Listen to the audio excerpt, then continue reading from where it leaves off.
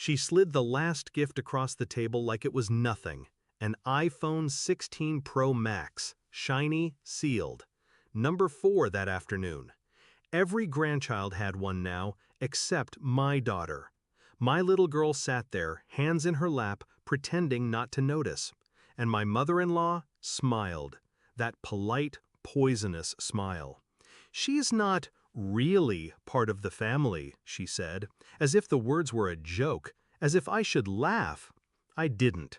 I looked her in the eye and said, calm as glass, "You have 24 hours to get out of my house."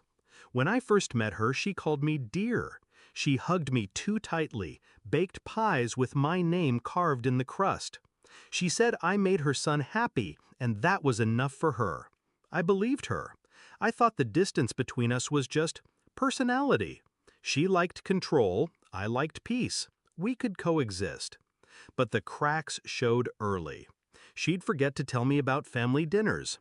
She'd take my husband aside to remind him what real women did. I brushed it off, kept my head down. I told myself, she'll come around. It was when my daughter was born that she sharpened the knife. At the hospital, she took the baby from my arms and whispered, "Finally, some real blood in the family." I laughed then, thinking it was just an awkward comment. But over the years, the pattern grew roots. She'd introduce my daughter to strangers as her son's kid, never my granddaughter. Christmas gifts were smaller. Forgotten birthdays became oversights. And then the iPhones. That afternoon, I felt the sting in my daughter's silence, the way she stared at the table instead of the shiny boxes. I saw my husband open his mouth to say something, but I lifted my hand. No, this was mine to handle. I didn't shout, didn't slam my hands on the table. I simply leaned back in my chair and studied her. 24 hours, I repeated. Her laugh faltered. "Excuse me? You're living here for free, eating my food, using my electricity. You insult my child under my roof, you don't get to stay." Her son, my husband, tried to jump in. I cut him off without looking at him. This is between her and me. The rest of the family thought I was bluffing. I wasn't. I spent that night gathering every scrap of leverage I had. The deed to the house, mine before I married her son.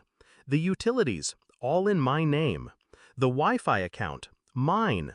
I printed copies of the rental market listings for our area, just so she'd know what she was walking into. Then I called my lawyer. I didn't need to evict her legally, she wasn't on the lease, but I wanted everything airtight.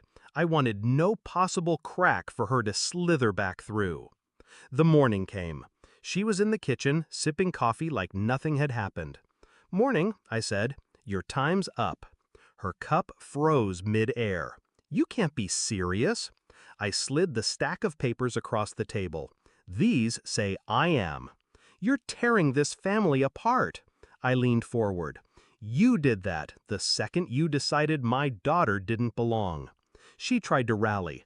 "I'm his mother." "And I'm your landlord," I said softly. She thought my husband would stop me. She was wrong. He knew what I'd been holding back for years.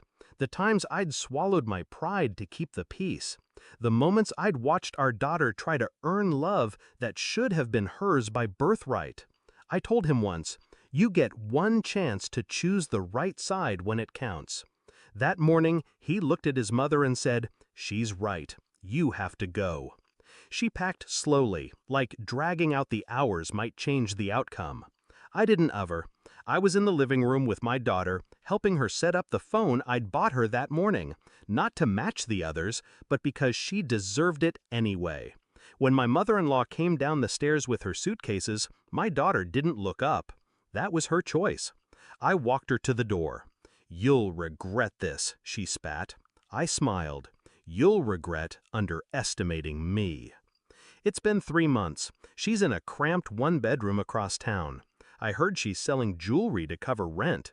Family dinners happen without her now. The rest of them saw what she was capable of and what I'm capable of. My daughter, she's thriving. She laughs louder. She sits taller. She doesn't glance at the table to see if she measures up. I used to think revenge was about making someone hurt the way they hurt you. It's not. It's about restoring balance. Making sure the person who tried to make you small will always know, that they failed. When I shut that door behind her, I didn't just take my house back.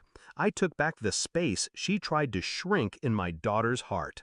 And that's worth more than any phone in the world.